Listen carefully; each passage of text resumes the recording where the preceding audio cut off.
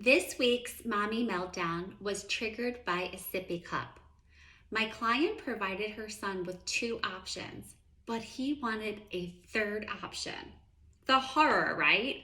What's the big deal? Just give him the cup. But here's what was going on behind the scenes. My client's thoughts were this. The therapist told her, just give him two options. She felt like, well, if I give him a third option, I'm doing it wrong.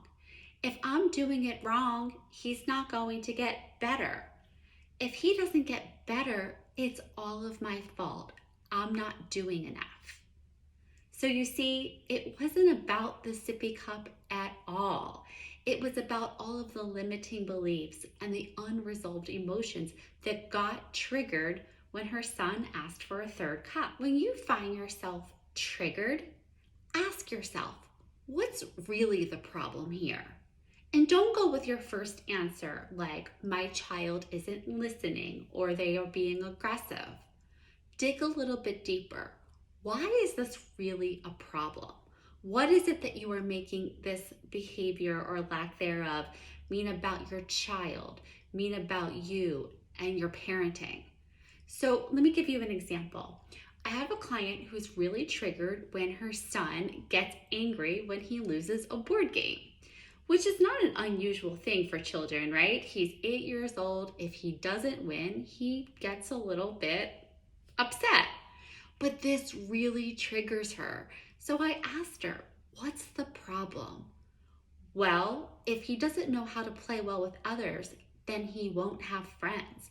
If he doesn't have friends, what's he going to do in life? He'll probably be bullied, and he shouldn't be acting like this at this age. He's too old for this. There must be something I'm not doing right.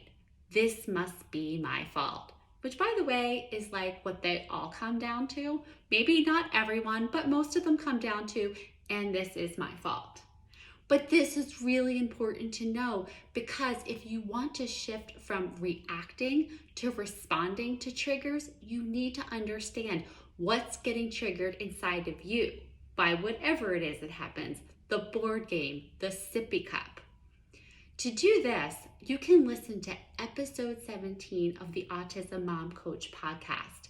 It is called Check What's Triggered. And I introduce you to this topic, and I provide you with a free workbook that you can use to work through your biggest triggers and to start to make the shift from reacting to responding.